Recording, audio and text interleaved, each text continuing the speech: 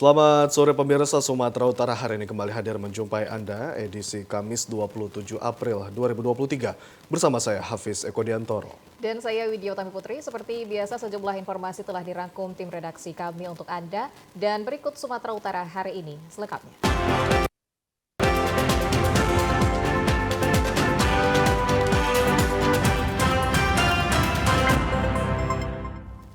Pemirsa, setelah resmi ditahan khusus di Bitpropam Polda Sumatera Utara AKBP Akhiruddin Hasibuan ternyata memiliki sejumlah harta berupa kendaraan dan bangunan mewah. Perwira menengah Polda Sumut ini ternyata juga memiliki aset kekayaan yang fantastis berupa kendaraan serta sejumlah bangunan indekos di kawasan Benteng Hilir, Percut Setuan, Deli Serdang.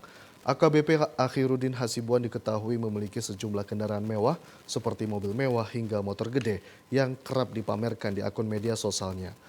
Selain itu, aset berupa tanah dan bangunan yang dijadikan tempat indekos di kawasan Percut Setuan juga merupakan aset miliknya. Beberapa kali sini gotong royong, kami patroli keliling-keliling, tertutup aja. Saya pun nggak tahu, aktivitasnya aku pun nggak tahu. Jadi, pagi malam nggak lihat langsung. malam kalau liburan kan jarang keliling. Kalau camping, saya dari camping saya nggak ada laporan. Berarti tertutup terus, Bang? Tertutup, artinya kalau kami pas lewat tertutup. Pak Trantip saya. Kalau kami lewat selalu tertutup. Tapi ini memang milik Pak Akhiruddin ya? Akhiruddin ya? Itu tadi barusan dari Pak Kepling. Dia pun nggak bisa memastikan, cuma dibilang orang-orang warga sini bilangnya katanya iya punya Pak Akhiruddin. Tapi warga yang bilang, termasuk bapak ini yang bilang. Sejumlah aset kekayaan ini terbilang janggal sebab dalam data laporan harta kekayaan penyelenggara negara atau LHKPN yang terakhir kali dilaporkan, jumlah kekayaan AKBP Akhiruddin hanya berkisar 400 juta lebih. Kepala Dusun Tusimun yang menjadi tempat aset tanah dana bangunannya menyebut AKBP Akhiruddin kerap berkonflik dengan masyarakat sekitar dan bersikap tak ramah. Selain itu, dirinya juga mengaku beberapa kali sempat melihat kendaraan mewah milik AKBP Akhiruddin berupa mobil mewah dan motor gede terparkir di halaman indekos tersebut.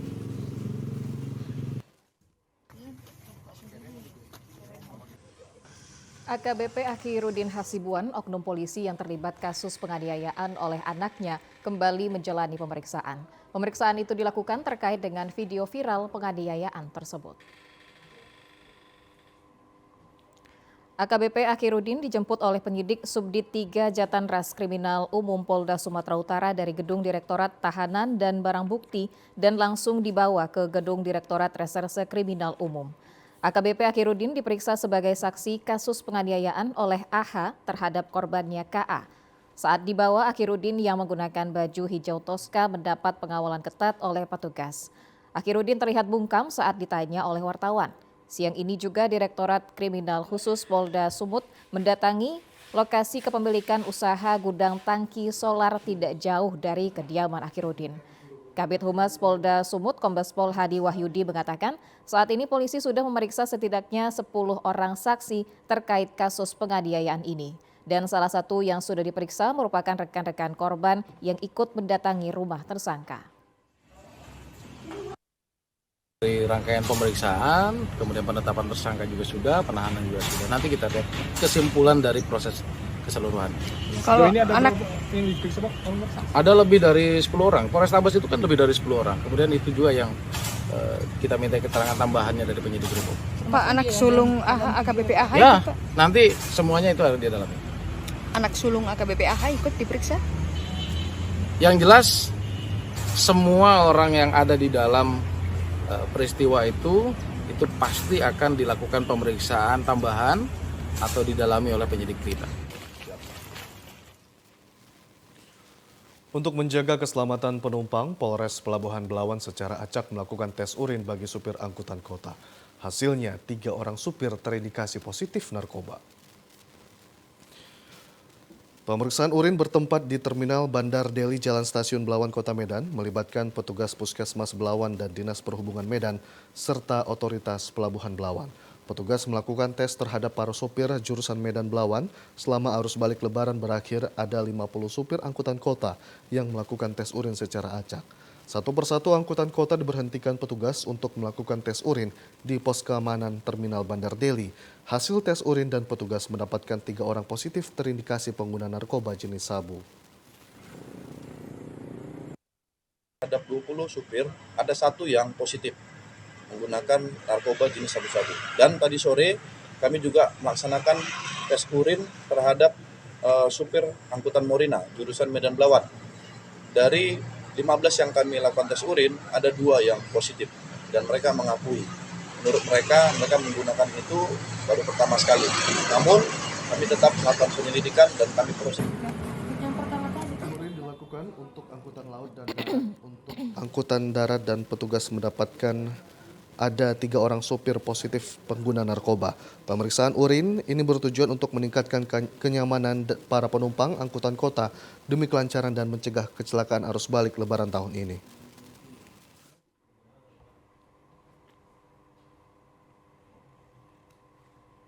Satu unit rumah tidak berpenghuni di Jalan Pancing 5 Medan terbakar Rabu malam. Diduga api berasal dari arus pendek listrik.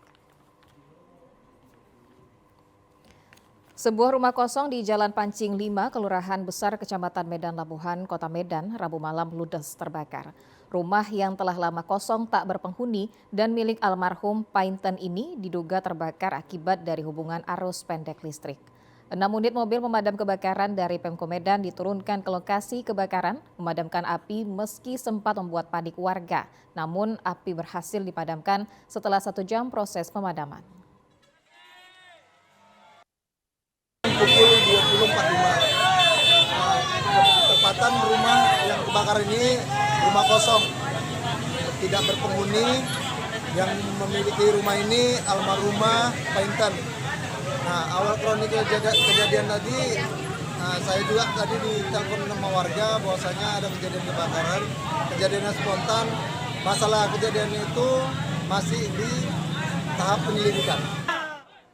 Kasus kebakaran rumah kosong tersebut ditangani petugas Polsek Medan Labuhan dan petugas Polres Pelabuhan Belawan. Terlihat rumah yang terbakar telah dipasangi garis polisi dan untuk memudahkan penyelidikan dan tidak ada korban jiwa dalam peristiwa kebakaran ini.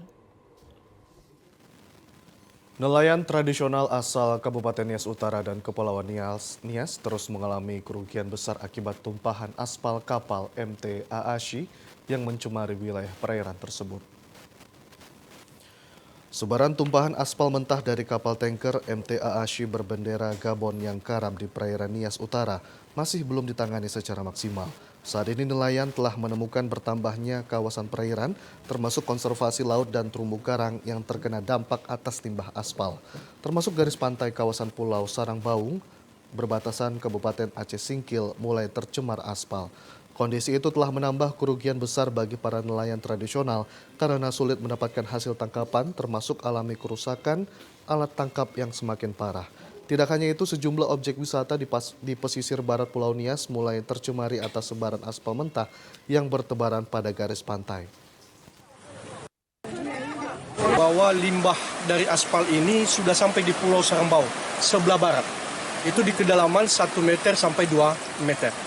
Dan seluruh nelayan saya itu yang hampir 75 kakak sekarang sudah tidak bisa lagi mendapatkan hasil seperti 2 bulan yang lalu.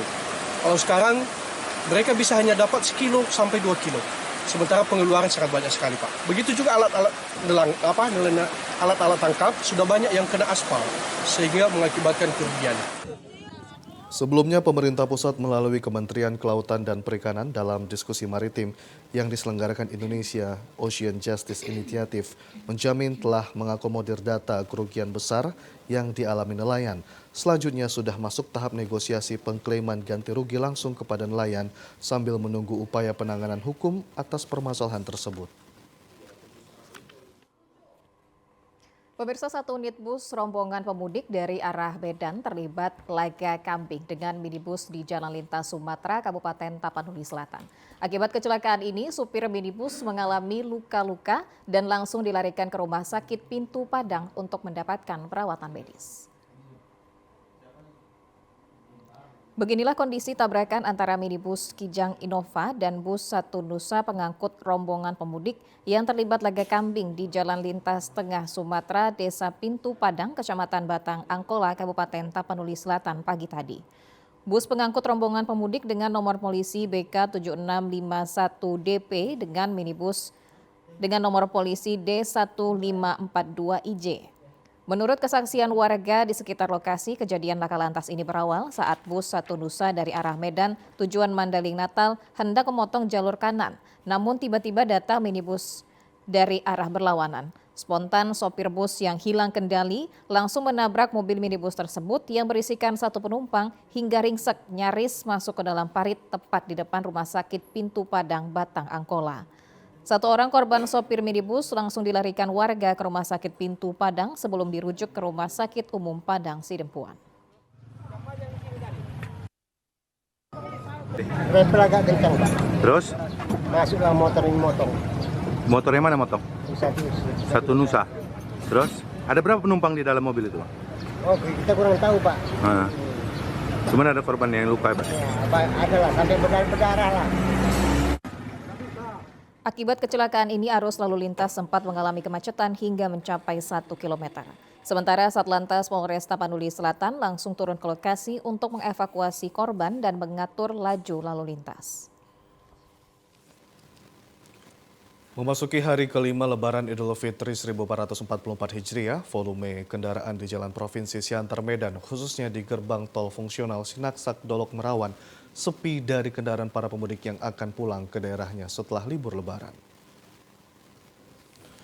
Gerbang tol fungsional Sinaksak Dolok Merawan yang dipergunakan sebagai jalur alternatif bagi para pemudik dari Kota Pematang Siantar menuju Kota Medan terlihat lengang dan sepi kendaraan yang melintas sejak Rabu sore hingga malam hari.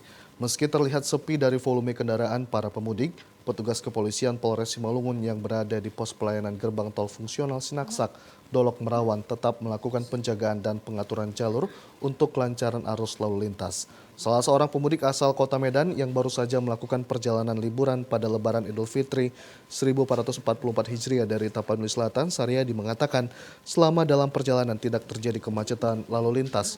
Hal ini disebabkan aktifnya para petugas melakukan penjagaan dan pengaturan lalu lintas dan ditambah telah diaktifkannya jalan tol walaupun masih sebatas fungsional, namun sangat membantu para pemudik dalam melakukan perjalanan.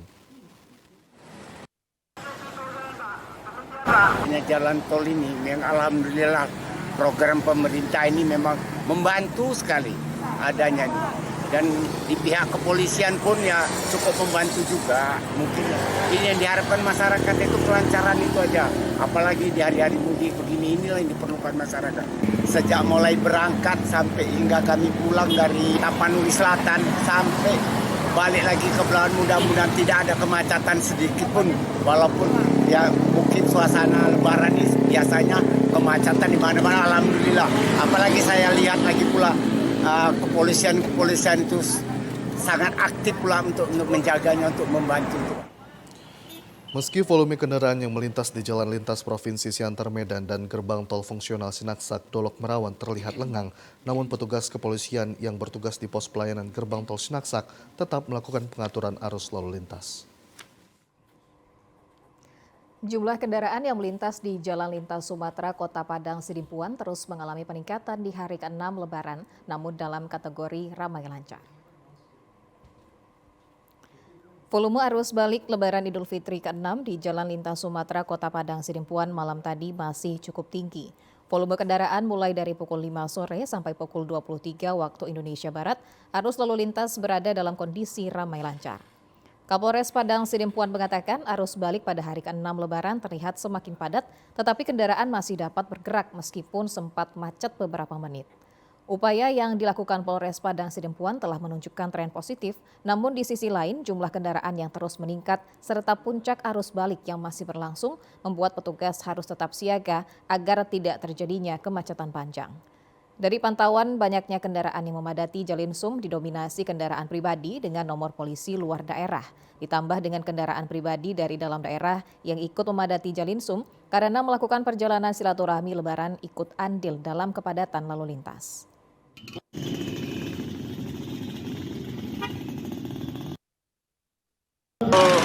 Kota Padang Sidempuan sendiri arus balik dari plus 1, 2, dan 3 sudah mengalami penurunan, di mana hari pertama dan kedua, Senin dan Selasa, memang arus balik lumayan padat, dan sekarang bisa kita lihat di jam 22.00 sudah mulai lenggang, yang mana di hari Senin dan Selasa masih padat sampai pukul 23.00.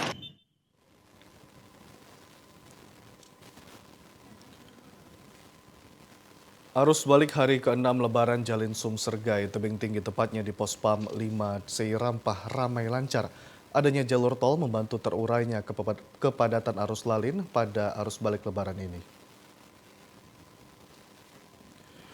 Hal tersebut disampaikan Padal Pospam 5 Sei Rampah Ibtu Maruli Sihombing di saat pengaturan lalin pada hari 6 Lebaran.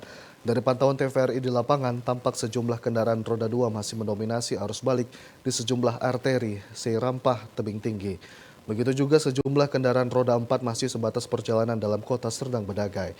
Selain itu, tampak sejumlah truk pengangkut sudah beroperasi di Jalin Sum Sergai. Ibtu Maruli Sihombing menambahkan, saat ini situasi lalin relatif rampah lancar, di mana pada Jalin Sum Arteri, Sergai dibantu dengan jalur tol Sergai tebing tinggi, sehingga kendaraan yang akan balik mudik bisa terbagi dua. Para pemudik dapat memilih jalur mana yang akan ditempuh untuk balik Lebaran. Sementara dari pantau personil di lapangan, prediksi arus balik terjadi nantinya pada hari Sabtu dan Minggu. Berhubung pada Selasa nanti semua aktivitas kantor sudah mulai beroperasi secara normal. Untuk H+6 ini untuk jalan Jalin Sum Arteri khususnya, ini banyak didominasi oleh kendaraan roda 2, ya. Didominasi dengan kendaraan roda 2. Kita juga ini dibantu adanya jalan tol, ya. Jalan tol untuk yang kendaraan roda 4. Jadi sampai H+6 ini situasi arus lalu lintas khususnya di Pospam 5 Sei Rampah ini aman dan kondusif.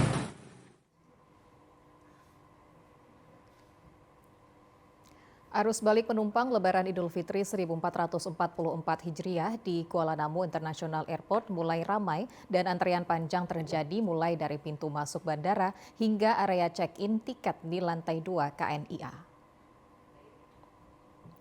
Sejumlah petugas terlihat sibuk mengatur arus penumpang dan antrean penumpang yang terjadi sejak pagi hingga siang hari. Meskipun terjadi antrean, namun penumpang dapat dilayani dengan baik. Sejumlah calon penumpang memilih datang lebih awal ke bandara untuk menghindari antrean panjang maupun keterlambatan pada proses check-in. Farhan, calon penumpang asal Medan tujuan Jakarta, memilih datang lebih cepat sebelum keberangkatan karena takut tertinggal pesawat. Gampang Pak, makin hari kayaknya airportnya makin gampang gitu. Dulu pemeriksaannya juga cepat, tadi dibuka banyak counter pemeriksaannya, jadi nggak terlalu numpuk kan. Untuk pemeriksaan kesehatan? Sejauh ini belum ada, nggak ada lagi kayaknya. Masker juga udah tolerable gitu. Bagus, cepet gitu. Sejauh ini ya Pak, sejauh ini bagus dan orang ini kayaknya improve, makin hari makin dibukain gitu. Konter-konter yang dibuka juga makin banyak, menurut saya gitu. Airport Operation and Service Manager PT Angkasa Pura Aviasi Erman Syah Saragi turun langsung guna memantau perkembangan penumpang arus balik. Meskipun ramai penumpang namun dapat ditangani dengan baik. Selain itu pelayanan pihak pengelola bandara juga sudah lebih baik. Humas PT Angkasa Pura Aviasi Yuliana Balkis mengatakan arus balik penumpang domestik pada hari ini mulai ramai dan tercatat pada arus balik pasca Lebaran kelima kemarin tercatat datang dan pergi dengan total penerbangan domestik 17.688 orang, di mana arus kedatangan 8.153 orang dan keberangkatan 9.535 orang. Sementara untuk penerbangan internasional, total penerbangan 6.473 orang, untuk kedatangan 3.285 orang dan keberangkatan 3.188 orang.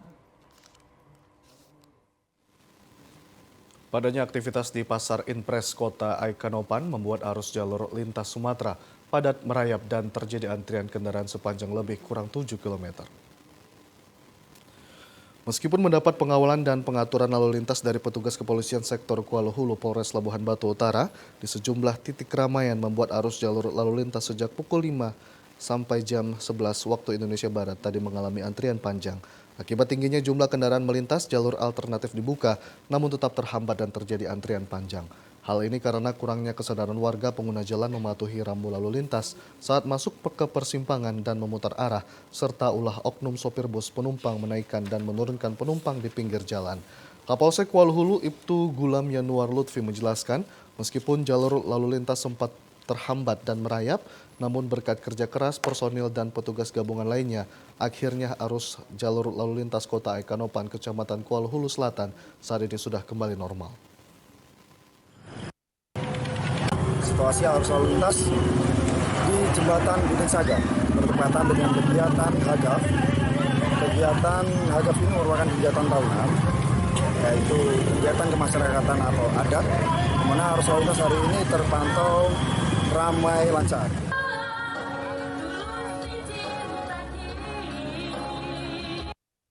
Acara hiburan rakyat Hagaf di Kelurahan Gunting Saga, Kecamatan Kuala Hulu Selatan, Kabupaten Labuhan Batu Utara, tadi malam ditutup oleh kepolisian karena dianggap salah satu penyebab terhambatnya jalur arus balik Lebaran.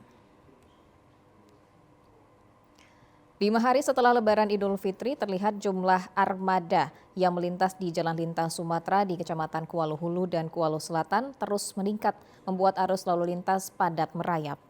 Meskipun seratusan personil ditempatkan di lokasi titik rawan kemacetan, namun karena padatnya kendaraan, arus puncak mudik ini menjadi merayap, bahkan terjadi antrian kendaraan dari arah Medan menuju Rantau Prapat sepanjang lebih kurang 10 km mulai pukul 14 waktu Indonesia Barat hingga malam hari. Hal ini diperparah dengan aktivitas keramaian hiburan rakyat yang berada di tepi jalan lintas Sumatera Gunting Saga, sehingga petugas kepolisian terpaksa menutup acara keramaian tersebut. Ketua Hari Gembira Hari Raya Idul Fitri, Yusri Hasibuan mengatakan, Kapolsek Kuala Hulu meminta kepada panitia Hagaf agar acara di malam hari ditiadakan demi kelancaran lalu lintas puncak arus mudik dan balik. Dilaksanakan penutupan pada malam hari, jangan lagi laksanakan hiburan ataupun semacam kegiatan lain. Yang intinya mereka mengharap ditutup sebelum tadi pukul 21, sejalan dengan padatnya arus balik, yang mana memang polisian melihat keramaian yang tadi sore itu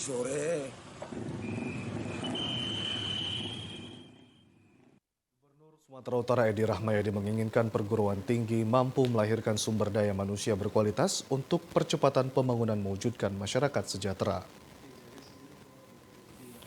Perguruan tinggi memiliki peranan penting dalam memajukan pembangunan di suatu daerah, sehingga sinergitas bersama pemerintah mampu pencapaian percepatan program kerja mewujudkan masyarakat sejahtera. Dalam sambutannya, Gubernur Sumatera Utara Edi Rahmayadi saat menghadiri pelantikan Dr. Safrida sebagai Rektor Universitas Islam Sumatera Utara kemarin di Medan, menginginkan sebagai perguruan tinggi terbaik di Sumut. Generasi muda berkualitas di perguruan tinggi adalah salah satu faktor fondasi pembangunan di suatu daerah lebih maju. Terlebih, Universitas Islam Sumatera Utara melahirkan lulusan berkarakter yang islami. Gubernur Sumatera Utara mengapresiasi visi misi dimiliki Rektor UISU Safrida, memiliki program kerja yang optimis menjadikan perguruan tinggi terbaik dan berkualitas untuk Sumut yang lebih baik. Mendidik di level atas. Kita berharap hasil didik ini bisa menjawab user. Saya selaku Gubernur Sumatera Utara yang memanfaatkan lulusan-lulusan UISU ini salah satunya. Saya berharap itu akan menjadi suatu jawaban pembangunan Sumatera Utara ke depan.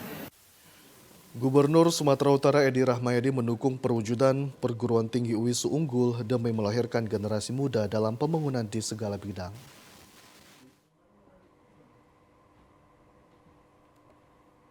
Ketua Umum Pengurus Yayasan UISU Profesor Ismet Dahdial Nasution kemarin melantik Dr. Safrida sebagai Rektor Universitas Islam Sumatera Utara periode 2023-2027. Pelantikan ditandai dengan pembacaan sumpah janji, penyerahan surat keputusan pengangkatan dan penandatanganan Rektor UISU Safrida dipimpin oleh Ketua Umum Pengurus Yayasan UISU Profesor Ismet Dahnial Nasution di Gedung Fakultas Kedokteran UISU Medan.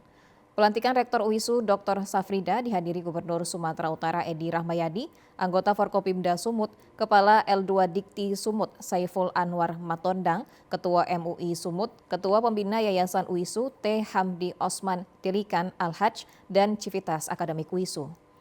Ketua Umum Pengurus Yayasan UISU Profesor Ismet Dahnial Nasution mengapresiasi pencapaian kinerja dan prestasi Yan Harjamaludin dalam membesarkan perguruan tinggi UISU. Sementara itu, Rektor UISU periode 2023-2027 yang baru dilantik, Safrida, dalam sambutannya mengatakan sejumlah program prioritas diantaranya mengimplementasikan pelayanan digitalisasi di lingkungan kampus, membangun budaya mutu menuju UISU unggul, meningkatkan kompetensi global, berstandar internasional, dan berkolaborasi bersama pemerintah maupun stakeholder terkait dalam pembangunan UISU. Bapak Gubernur sudah menantang kita untuk memberikan bantuan, ya, terutama untuk mahasiswa-mahasiswa yang berprestasi, kemudian fasilitas yang kita butuhkan. Terus terang, UISU unggul ini menjadi faktor pokok utama dasar kita untuk membangkitkan kembali masa kejayaan UISU pada masa yang akan datang. Pencapaian Universitas Islam Sumatera Utara menjadi perguruan tinggi unggul dan berstandar internasional diharapkan mampu melahirkan lulusan berkualitas bermanfaat bagi masyarakat maupun percepatan pembangunan khususnya di Sumatera Utara. Kita ke informasi lainnya, pemirsa. Kerap dilanda bencana alam, warga bersama Forkopimda dan Muspika gelar doa bersama memohon keselamatan serta menanam 1000 pohon. Warga di Desa Setia, Dusun Sirihit-Rihit dan Jamaah Masjid Taqwa, Kecamatan Pahai Jae yang sering mengalami musibah banjir luapan pasir gunung kemarin menggelar doa bersama untuk memohon keselamatan. Selain doa bersama, warga dan pengurus masjid melakukan penanaman berbagai jenis pohon di sekitar Masjid Taqwa. Kegiatan ini juga menyambung silaturahmi antar warga dan umat muslim karena masih dalam suasana momen perayaan Idul Fitri 1444 Hijriah. Warga berharap agar terhindar dari bahaya musibah banjir luapan pasir gunung yang kerap terjadi. Keterangan Kepala Desa Setia Saiful Pakpahan, desa ini persis berada di jalan lintas Sumatera. Setiap tahunnya terjadi bencana luapan pasir gunung, terutama pada saat musim penghujan dan mengakibatkan dampak terhadap pemukiman, jalan umum, serta persawahan tertutup pasir. Fenomena bencana alam yang kerap terjadi membuat desa tersebut dinamai Desa Sirihit-Rihit dalam bahasa Batak yang artinya pasir. Bersama.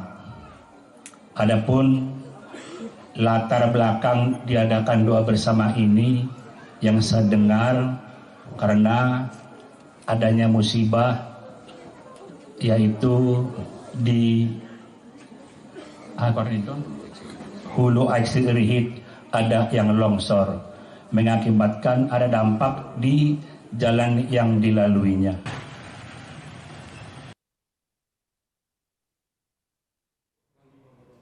Masih dalam suasana Hari Raya Idul Fitri, Bupati Taput Nixon Nababan bersama jajarannya mengunjungi warga dan umat muslim di Dusun Lobu, Harambir, Desa Bonandolo, Kecamatan Purbatua, dan menginap di rumah warga. Halal bihalal dan silaturahmi serta saling berkunjung merupakan salah satu tradisi dalam perayaan Idul Fitri. Diharapkan dapat mempererat hubungan dan keharmonisan antar warga serta antar umat beragama dan pemerintah daerah. Seperti halnya dalam suasana Hari Raya Idul Fitri di Desa Bonandolo, Kecamatan Purbatua kemarin, dihadiri oleh umat muslim dan warga Dusun Lobu Harambir. Kunjungan Bupati Taput bersama jajarannya yang digelar pada malam kemarin sangat antusias disambut oleh warga. Selain itu, untuk meningkatkan tali silaturahmi dan mempererat antara pemerintah daerah dengan masyarakat serta umat muslim di Dusun Lobu Harambir, Desa Bonandolo, Kecamatan Purbatua dapat menjadi wadah dalam menyerap aspirasi masyarakat untuk diterima langsung oleh pemerintah sebagai referensi dalam pembangunan daerah. Sementara itu, sebagai wujud terima kasih warga atas pembangunan dan pengaspalan jalan yang telah hot mix serta program bedah rumah, warga memberikan ulos holong kepada Bupati Taput atas kepedulian Bupati di desa tersebut dan usulan permohonan pembebasan tanah adat kepada Menteri Lingkungan Hidup dan Kehutanan yang disampaikan melalui Bupati Taput untuk diajukan kepada pemerintah pusat. Usai pertemuan halal bihalal bersama warga, tokoh masyarakat dan para ulama, pada malam harinya Bupati Tapot bersama rombongan menginap di rumah warga.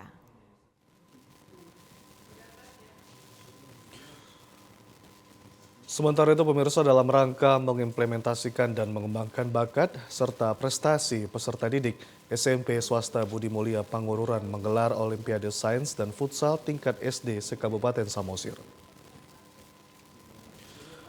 Animo masyarakat untuk mengikuti kegiatan Olimpiade olahraga futsal ini cukup tinggi. Olimpiade futsal yang dirangkai dengan Olimpiade Sains ini berlangsung selama 5 hari sejak 24 hingga 28 April 2023 dan berakhir 29 April 2023.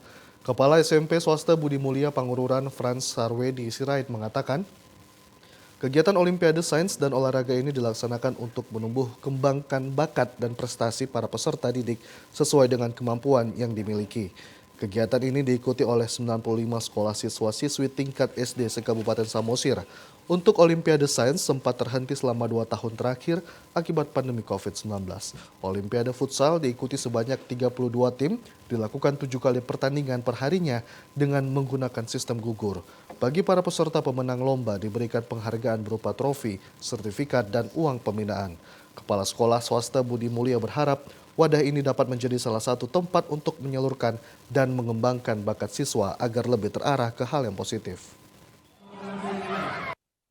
Kali ini kita mencoba menggali potensi dari peserta didik pelajar SD, sekaligus menggairahkan ya semangat orang-orang muda, meningkatkan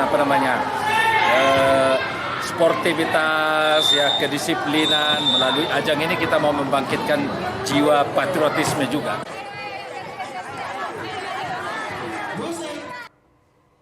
Pemirsa, berikut informasi perakiraan cuaca di sejumlah daerah di Sumatera Utara dari Badan Meteorologi, Klimatologi, dan Geofisika Wilayah 1 Medan untuk hari Jumat 28 April 2023.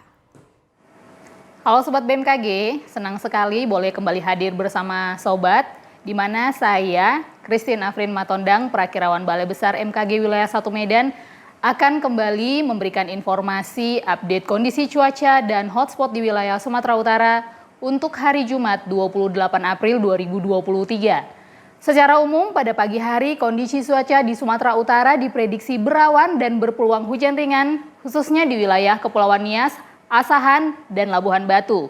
Sementara pada siang hari kondisi cuaca cenderung hujan ringan hingga sedang, di mana hujan sedang berpotensi terjadi di wilayah Deli Serdang, Tebing Tinggi, Serdang Bedagai, Simalungun, Karo, Dairi, Pakpak Barat, Samosir, Toba, Humbahas, Taput, Tapteng, Sibolga, Tapsel, Madinah, Padang Sidempuan, Paluta, dan Labuhan Batu Utara. Kondisi ini masih terus berlangsung hingga malam hari, di mana potensi hujan sedang terjadi di wilayah Dairi, Pakpak Barat, Samosir, Humbang Hasundutan, Taput, Tapteng, Sibolga, Tapsel, Madinah, Padang Sidempuan, Paluta, dan sekitarnya. Sementara pada dini hari kondisi cuaca cenderung berawan. Untuk suhu udara berkisar antara 16 hingga 32 derajat Celcius dengan kelembaban udara 60-100%. Arah angin bertiup dari arah barat daya hingga timur dengan kecepatan 10-20 km per jam. Untuk titik panas, pertanggal 26 April 2023, terpantau ada 2 titik panas tepatnya di Kabupaten Padang Lawas Utara dan Tapanuli Selatan. Kepada masyarakat, kami tetap memberikan himbauan di mana masih ada potensi hujan sedang yang disertai petir dan angin kencang yang terjadi di wilayah lereng timur hingga lereng barat Sumatera Utara. Demikian informasi ini dapat kami sampaikan, semoga informasi ini dapat bermanfaat dan terima kasih. Pemirsa, informasi tadi sekaligus menutup perjumpaan kita pada sore hari ini. Saya Hafiz Eko Diantoro. Dan saya Widya Utami Putri, pamit undur diri dari hadapan Anda. Terima kasih, selamat sore. Sampai jumpa.